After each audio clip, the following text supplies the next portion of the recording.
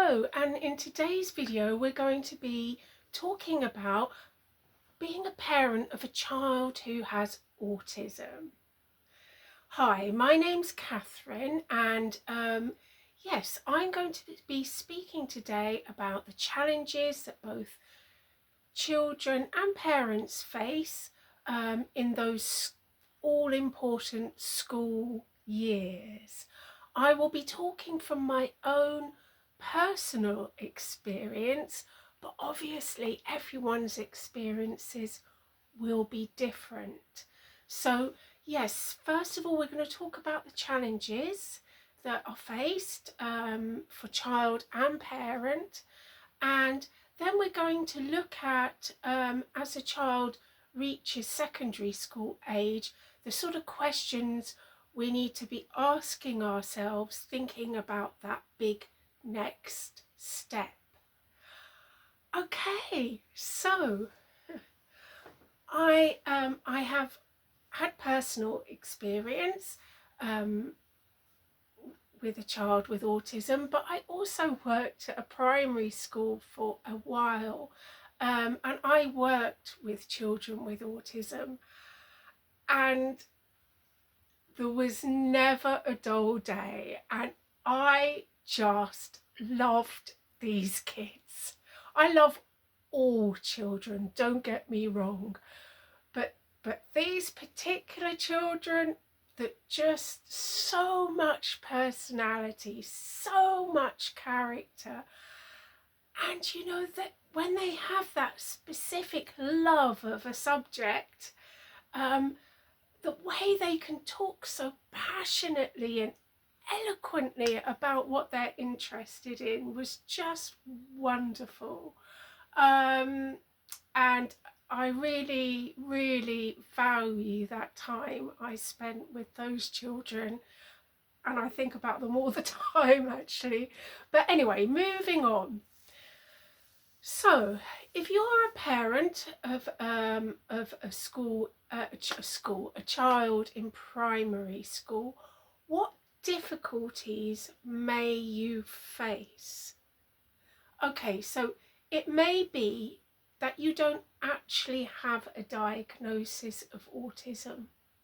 It might be that you've just got through those early years and you've put down those tantrums, those meltdowns, that difficult behaviour to just being, well, that's what kids are, you know, they're not easy.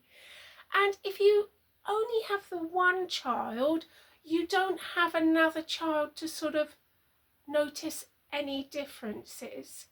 So it might be that when they get to primary school, that's more when you begin to start thinking, there might be something.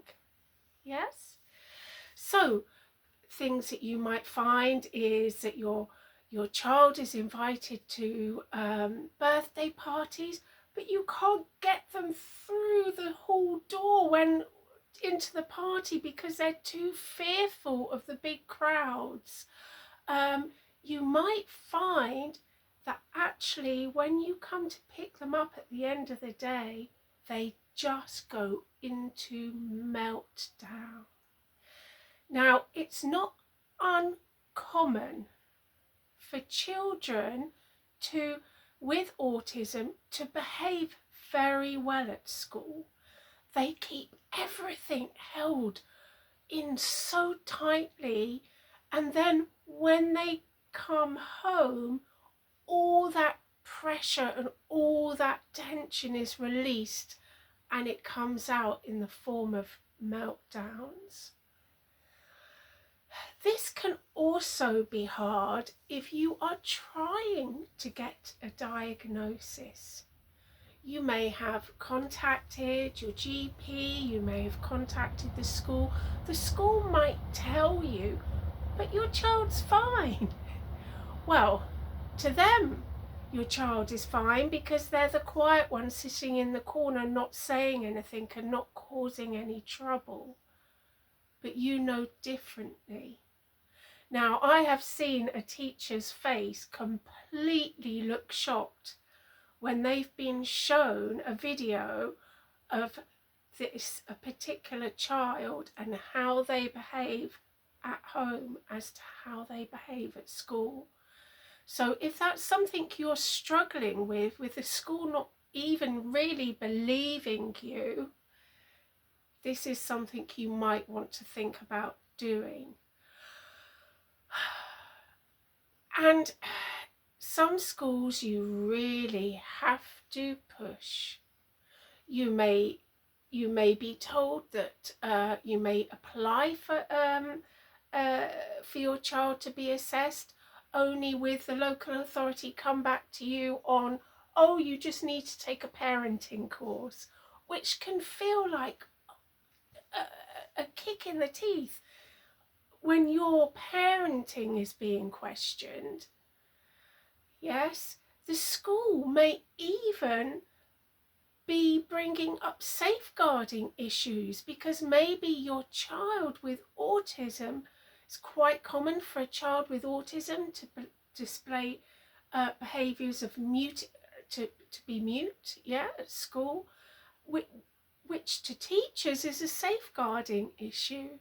So your parenting may be being looked at and scrutinised, which, when you're a loving, kind parent, is just horrendous. But you've just got to keep strong. And if you are knocked back, you need to keep pushing for that diagnosis. Now, why is a diagnosis important? You may have had family members say to you, well, you don't want to label them. Why do you want to give them that label? The thing is, it's not about giving your child the label. It's about your ability to access help for your child. Because if your child is assessed and diagnosed with autism, then they will get their EHCP. And that is the most important document, because that means that you can name the schools you want your child to go to. Not necessarily, you might have a battle there, but we'll talk about that later on. It just gives you a solid grounding to accessing the help for your child. And also for your child, because life as a child going through school is hard enough, whether you're neurotypical or not. And actually, for a child to learn and understand that this is why they are feeling the way they are or behaving the way they are, it can be a huge relief. So it is important to get that assessment in place, and hopefully, fingers crossed, you have a primary school that will help you do that. But if not, you will have to source help elsewhere. There are charities available to you out there who you can talk to get help. Okay, so if you are at the point where you have got that assessment and your child does have autism, this is a very difficult time for a parent, because although you may have sort of known for years, had a good idea that your child has autism, when it's actually confirmed to you, all of a sudden you're coming to terms with that. You're coming to terms with the fact that you know that your child is going to be facing a lot of difficulties, and that can be really upsetting. So just be kind to yourself, yes, because we often just carry on and carry on, But actually, we need to have time to process all those thoughts and feelings that we have around the diagnosis. It's difficult being a parent with a child with autism because you're doing the most amazing job. You're helping this wonderful little human being navigate what is a very confusing environment. Yeah, you're doing incredibly well. But what's not helpful is the opinions and attitudes of others. Like I said, you will get people who will say to you, why do you want to label your child? Or, oh, we never had autism in our day, and oh, kids are just being told they're autistic willy-nilly, like the labels are just being handed out. And you're sitting there thinking, you have no idea. You may be in a supermarket having to cope with your child having a complete meltdown. They might be biting you, kicking you, and you're dealing with stares from ignorant strangers. But just remember,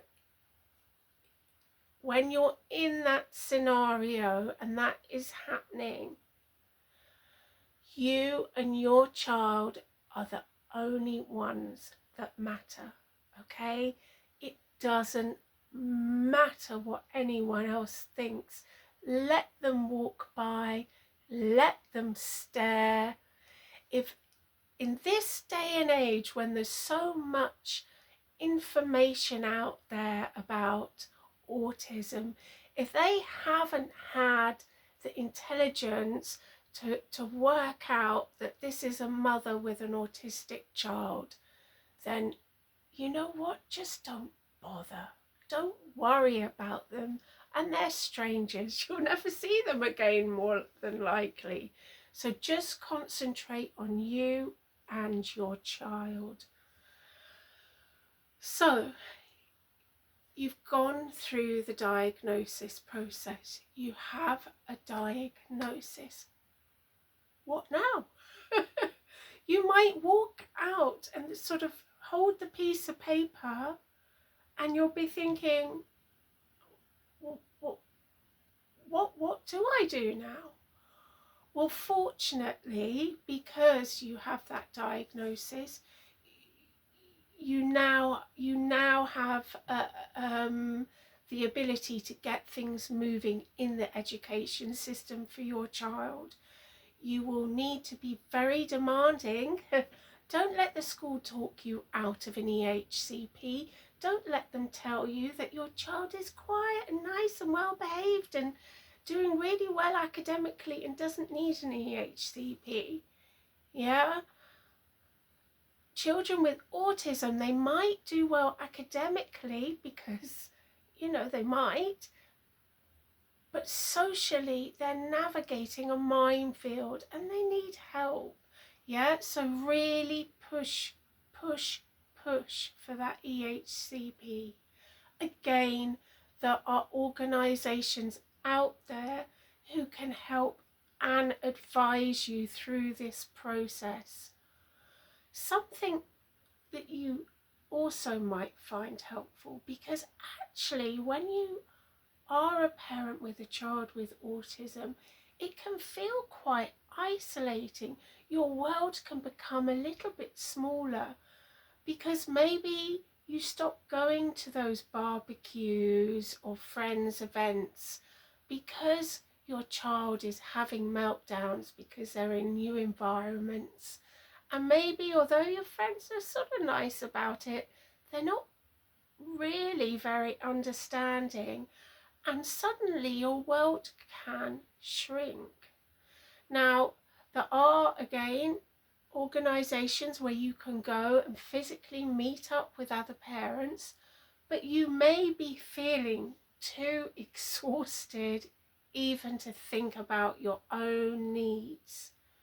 But actually, talking to other parents who are experiencing the same thing is really, really helpful. Suddenly it's like, oh, my child has sworn at me. It's not because I am a bad parent. It's because this often happens. It's happening to them. Yeah, because so often you're so used to being, you're so used to having to defend yourself as being a good parent when you're trying to get your child to get that diagnosis, to prove that the child's difficulties aren't because of you.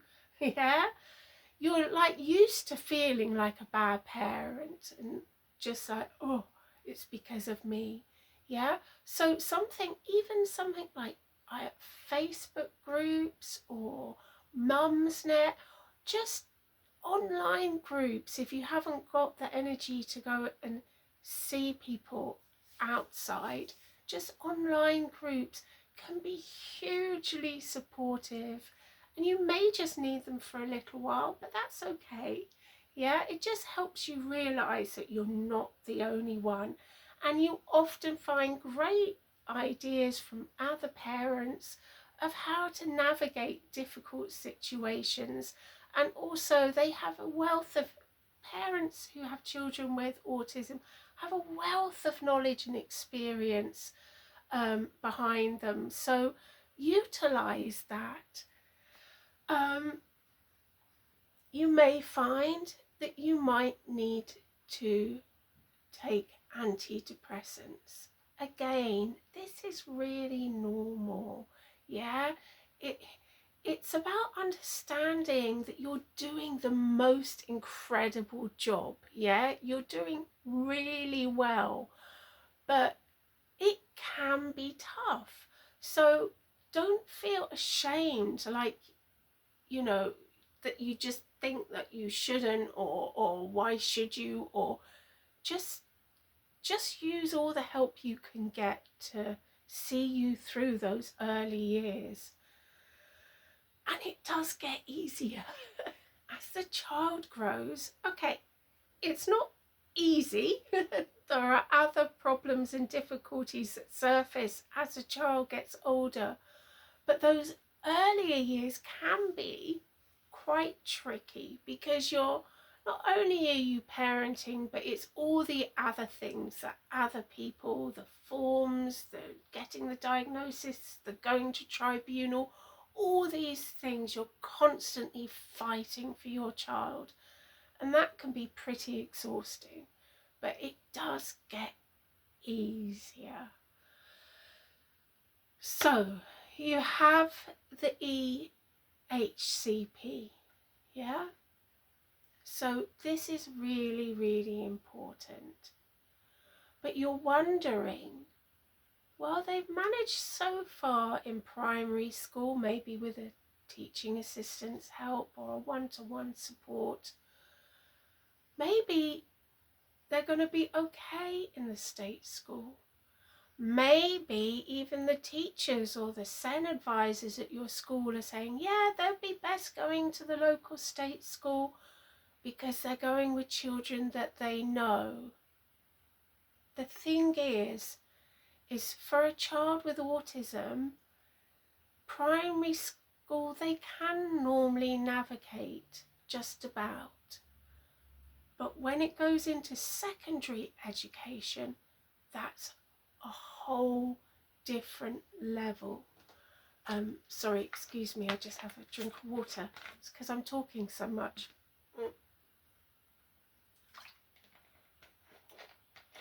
Not only are large schools with lots of children really daunting, because it's not unusual now, is it, for schools just to be so big, yeah, which for a child with autism is just, you know, they find a group of 5 difficult to navigate, let alone a massive school. Yeah, and as much as a school might have support there, in a big school, are they really going to be able to give your child the support your child needs? So I have seen parents in denial really about their child's move into secondary education. Yeah, they're sort of still in denial over their child's autism. You may visit an autistic school and you may think, well, oh, these children have got far more difficulties than my child. This isn't right for my child. But it's not about the other children in the school. It's about what can the school offer your child. Does that school provide the things that your child needs? Because if your child is put in a secondary environment that is big and daunting and they're just lost, that's going to really knock their self-esteem. But if your child can access a smaller school with more nurturing and more caring and understanding from all members of staff, it's such a different environment. Because what do we want? We all want our child to have that ability to flourish. Yeah, they need that confidence. They need that backbone of grounding, of feeling good about themselves. They also need to learn to be sociable people. Yeah, we know that kids with autism struggle so much with communication. Yeah, it can be really challenging for them to put themselves forward and communicate. And yes, your child might be fine academically, but once they get into the world after school, it's not just exam results they need. They need to be able to navigate other people. So thinking about that secondary education, thinking, what are the schools providing? And are they providing what my child needs? And from my own experience, a child with autism in a smaller school with properly trained staff who understand about autism, yeah, they know, and they have had years of experience with children with autism. That child can then flourish. And then when they come out of the school system, they are ready with like a backpack full of skills and tools they've learnt to be able to manage in the outside world. Okay, so I will leave it there for now because I've done a lot of talking. As I said, this is purely my personal experiences, and everybody's experience is different. Everybody's child is different, and their needs and their requirements are different. But yeah, do let me know in the comments if you have anything you want to say about your experiences navigating school systems, and if there's any questions you have, then I will get back to you. If it's not immediately, I will get back to you, even if it's a day later, and see if there's any helplines or charities that you wanted to know about. Just let me know in the comments. Okay, and thank you so much for being here with me today. And do comment, like if you found the video useful, and please do subscribe and come over and join our wonderful family. And it's a wonderful safe space where we talk about all sorts of things, mainly regarding mental health issues, really. Okay, thank you for listening. We are all navigating our world, trying to find that peace within so we can send so much love without. Sending you lots of love and light.